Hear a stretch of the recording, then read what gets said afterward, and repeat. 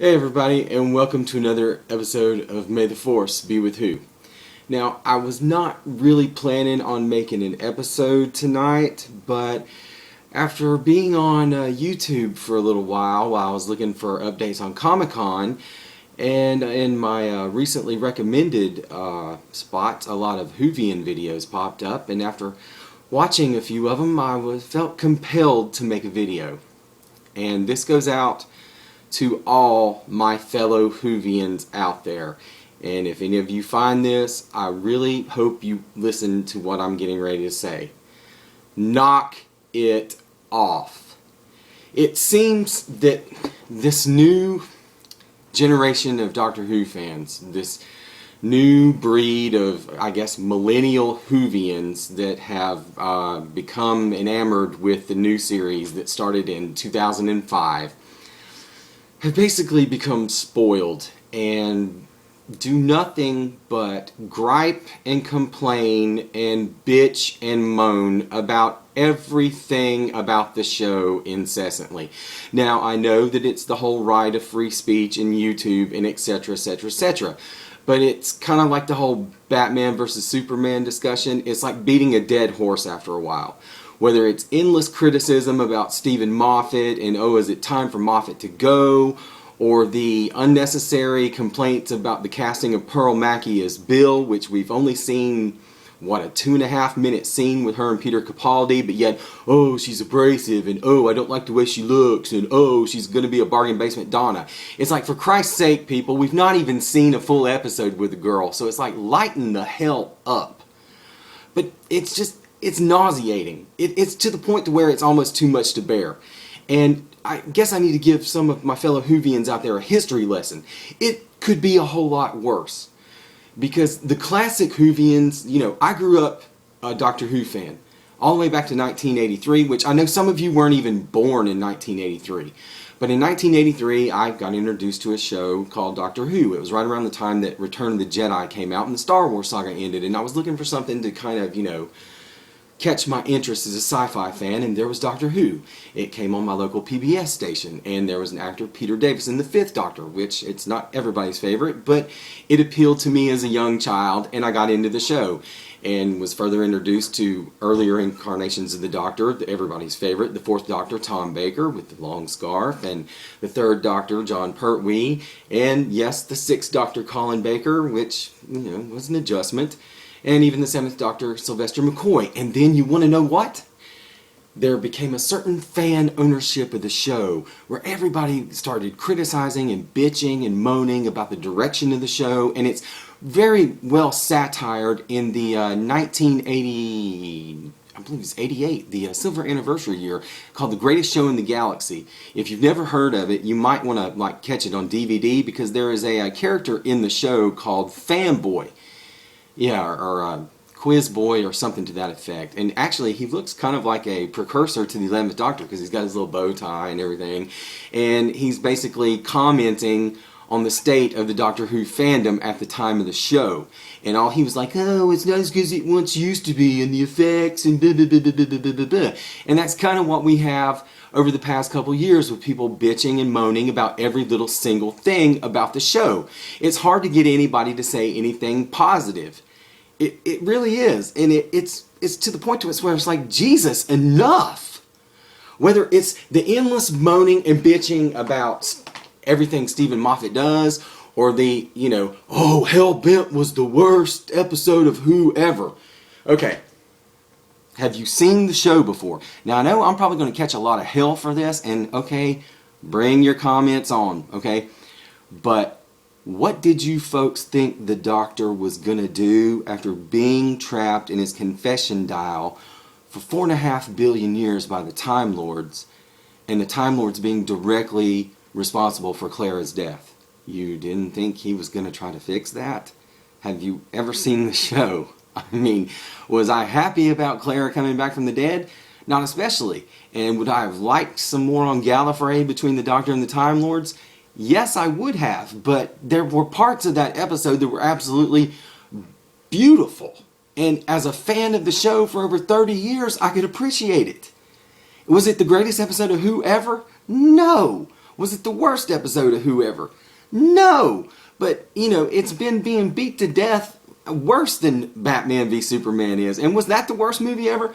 No. And I'm not talking about the Ultimate Edition either, but that's a whole nother subject for a whole nother video. But it's just this whole incessant, Pearl Mackie sucks, and we've not even seen her in a damn episode, which we're not getting a new one of that until Christmas. So once again, everybody, here we go. Thanks, BB. Where's the damn button? Right there. Thanks, BBC. I just wish we would all stop and be optimistic for a damn change. It's like, we've got a new companion. They're filming a new series. Do we need Matt Lucas back as Nardole? No. But who knows? Maybe there is a good logical explanation for why his character's back. And he's allegedly supposed to be a comedian. So it could add some humor to it. It could work. Then again, it might not. But I'm not going to prejudge it, or I'm not going to be all, I hate it, it's the worst decision ever, Stephen Moffat sucks, Moffat's an asshole, Moffat's ruining Who. No, he's not. John Nathan Turner almost ruined Doctor Who, but it still survived. And something that I picked up and told you folks about that is finally on sale here in the States, the Doctor Who 500th issue magazine that came out. The fans kept Doctor Who alive when the show wasn't even on the air, okay, for, I don't know, what was it, 19 years or whatever, from 1989 until the brief TV movie in 1996, and then again until 2005, because fans of the show love the show and appreciate the show and want the show to succeed. And they loved the show so much that they kept the magazine alive when there wasn't even a damn show for the magazine to represent. Now, that's true fandom, and that's true fan love, and I'm a true fan. I'm a true Who fan. I'm a true Star Wars fan. Were the prequels good? No. But you know what? For a while, they were the only new Star Wars we were going to get, and were they the greatest things in the world? No. But they were Star Wars, and I was still there opening night, and I still went multiple times to see them because they were Star Wars. Okay, on another personal note, I'm a Buffalo Bills fan, and people go, oh, the Buffalo Bills, they suck. And it's like, tell me something I don't know, motherfucker. Yeah, the Bills suck, and they've sucked, or been mediocre for quite a while, till we get a quarterback, and hopefully a better head coach. But anyway, that's enough of that. Moving on. But it's like, tell me, I know that, but I'm a fan. I'm a true fan. I love it when it's good, I love it when it's mediocre, and I love it even when it's bad. And I support it, and I want it to be good, and I want it to be better. And I'm not just going to get on my damn soapbox every time I don't like something and go, oh, I don't like the new companion, or oh, Stephen Moffat don't know how to write. Blink, anybody? The Girl in the Fireplace? Silence in the Library? The Force of the Dead? Stephen Moffat can't write? Mark Gatiss, on the other hand, that's a different story. But Stephen Moffat can't write? Has he made some of the best decisions in the show's history? No, but there have been worse decisions made in the show's history. John Nathan Turner hasn't been. And I'm not trying to beat up on a guy that's dead, but, there have been worse. But anyway, the 500th issue. Need to buy Val. The 500th issue. Any real fan, you should pick this up. It actually has 2 issues in it. It's got the wonderful recreation of the actual first issue. Instead of Tom Baker, we have the dashing Peter Capaldi on the cover with a Dalek. And it also comes with a bonus souvenir magazine, a pictorial history of 500 covers. And, in it shows other, covers and features on the covers, and it's rather kind of cool. And, I do not own any of this. It's like property of the BBC and Panini Publishing and whatever. So please don't get me for copyright. Comes with some stickers. And comes with a poster that's double-sided. One side has a Capaldi and a Dalek, and the other side has got some recreated covers with Capaldi, so it's really kind of cool. And now the last thing, when I did my Classic Who suggestions list last week, I didn't have picks or I had picks, but I didn't have any actual DVDs for the first Dr. William Hartnell or the second Dr. Patrick Troughton, with an asterisk, because I did suggest the 2 doctors which did feature Patrick Troughton. But the DVD that I did suggest for Patrick Troughton, The Enemy of the World, I got it. So, once again, want to add to that list, or officially put this on the list. The Enemy of the World, Patrick Troughton, plays the dual role of the Second Doctor and Salamander, the evil dictator bent on ruling the world, and the whole plot trying to revolving around the Second Doctor replacing Salamander and being manipulated by a character called Giles Kent. And it's a good story, and it's got some really high quality effects for this day or that day and age.